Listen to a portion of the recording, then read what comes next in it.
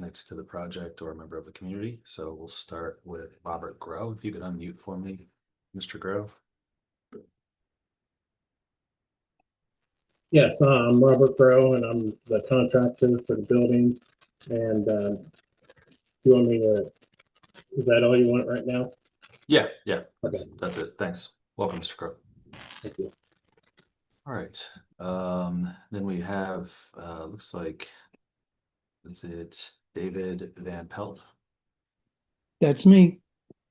Okay, great. Welcome. And is there someone else With there? my wife's Zoom. I couldn't get mine set up. Okay, no problem. So is that Deborah with you? Yes, Okay, great. Welcome to each of you. And I have you down as the owners, is that right? correct. Okay, great. Welcome. We also have Matt Lashide from the City Planning Department. Welcome, Matt. Hey, good morning, David. Morning, everybody. All right. Are we expecting anyone else to join us here on the applicant owner side before we get started? No. Okay. All right, great. Let's go ahead and get into it then. I need to read through the hearing script before we get started. This is just going to cover the procedure for the hearing, and then we'll begin. So this is the November 19th, 2025 session of the Zoning Hearing Examiner docket. My name is David Sturkey. I'm the Zoning Hearing Examiner for the city. I'll be presiding over the hearing. The case before us is case number ZH20250119. That's 3310 Monteith Avenue. The purpose of this hearing is to allow applicants and any other parties to testify and to offer and refute evidence and testimony. This hearing will follow the rules found in the zoning code and the supplemental rules of the Zoning Hearing Examiner. All testimony and evidence that an applicant or any other party wishes to offer must be presented at this hearing.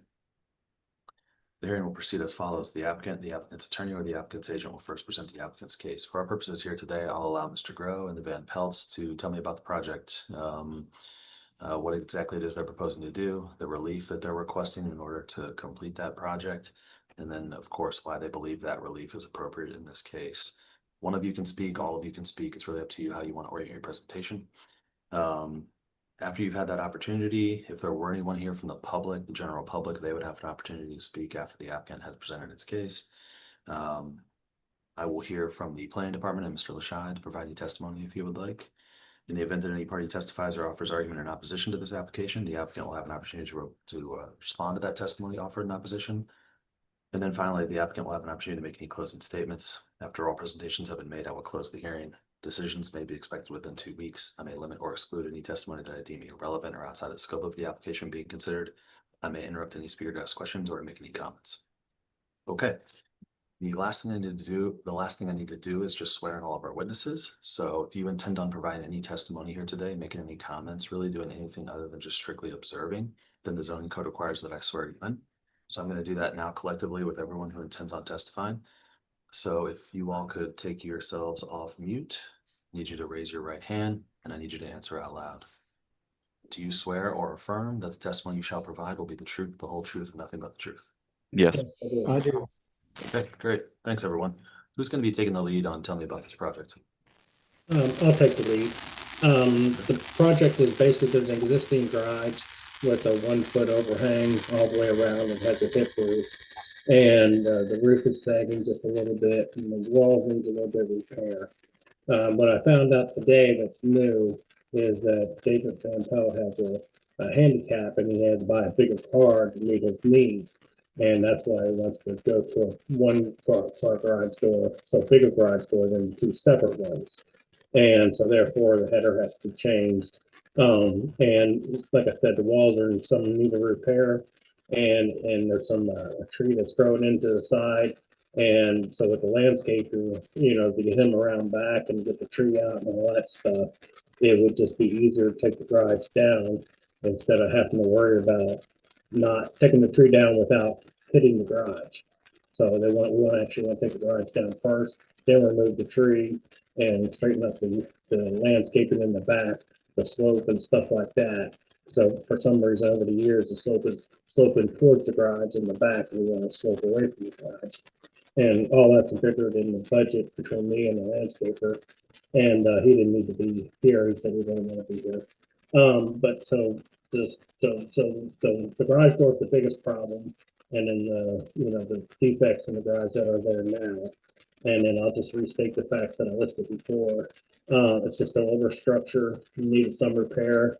The foundation is poured and is in great shape. It does have a slope, away, so the floor does slope away, so it drains out the garage door. It does not have a separate entrance besides the garage door. We are adding that.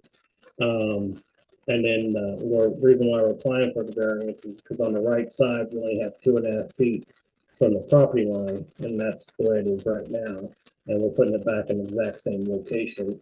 The only difference is we'll move the wall back because the foundation is 8 inches. We'll move it back a little bit to compensate for the door lock on the outside, so the siding will still be flush with the foundation.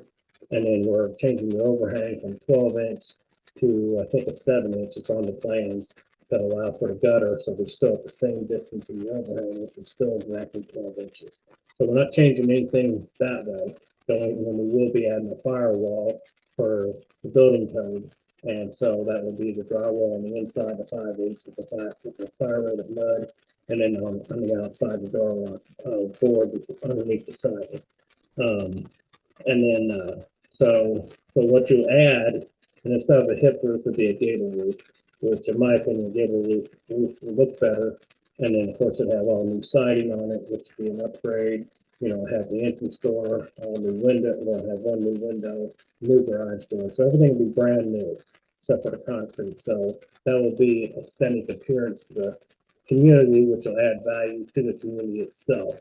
And then, of course, the tree that's growing into the roof, as you've seen by the pictures, will be removed, and which would be an asset also. And then, it's pretty much, and then, like I said, if we went to move it over 6 inches, to tear out the whole foundation and redo it, just be a mess, and it's not cost effective this time. Would add more product to the landfill than what we're already adding now, and it just don't seem like it's practical to do so. And then that's pretty much all I have. Okay, great. So just to confirm, the existing garage setback is 2 feet 6 inches, and the proposed new setback is also going to be 2 feet 6 inches. Is that right? Correct, on the right-hand side, which I can tell you, I think tell you which direction is if you want me to. That's on the plans. Okay, great. All right. I don't think I have any other questions right now. It looks like these detached garages it's pretty common for them to be this close to the property line or to exceed those side setback regulations. Is that an accurate statement in your mind? Yes. Okay. All right.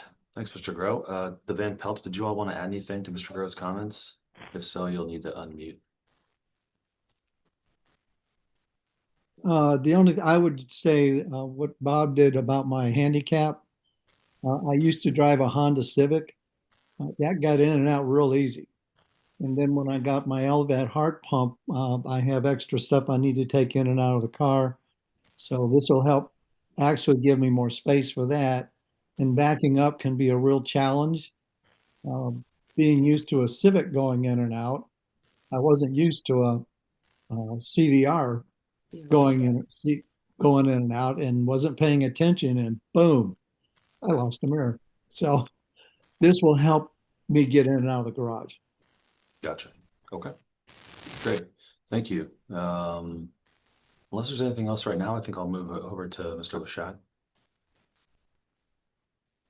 Hey, morning. Generally, I agree with the testimony that's been given here for a new detached garage. The zoning code requires that it be 3 feet from the property lines. Because the garage is being taken down, this is treated as a new garage with the intent of using the existing foundation. The new garage is proposed to be in the same location as the old garage. From my understanding, the old garage was probably around 100 years old, maybe not in as good a shape, and the new garage would, be up to modern building code, would assist the homeowner with getting into his vehicle as he's described, and would probably be an aesthetic improvement given the, new siding, new gabled roof, everything. So I could only see improvement from this project. There's a little bit of a hardship here, given that there's an existing building in that location that they'd like to replace. And as you noted, it appears to be a substantial property right enjoyed by others in the immediate vicinity. There are garages in the properties that are shown in the aerial photo on the first page of the staff report that all appear to have garages less than 3 feet from the property lines. For those reasons, staff recommends approval. Okay, great. Thanks, Matt. Appreciate your testimony and your work on the staff report. I'll turn it back over to Mr. Groh or the Van Pelts. Anything you'd like to say in response to Matt's comments or anything else in closing or otherwise before we adjourn here today? No, that's all I have. Well, Okay, great. Yeah, well, I think we can leave it at that then. I've had a chance to review the application materials and the staff report. Based on that and based on the testimony I've heard here today, I agree with all the parties here that it would be impractical to strictly enforce the zoning code to this particular application. And so I'm going to approve the request. I need to formalize that approval in a written decision. I mentioned at the beginning that typically takes about 2 weeks. I'll do everything I can to get that to you as quickly as possible. As soon as I finish it, I put it into a PDF and I'll email it to everybody who's in the hearing here today. So you'll have it really just moments after it's complete. Once Matt sees that email, he can approve the zoning permitting on his end and you all can take the next steps. Any questions about any of that? No, thank you very much. thank you. Okay, okay, great. Well, good luck with the project. Hope everything goes well. And So do we. yeah, and we are adjourned. Hope you have a great day. All right.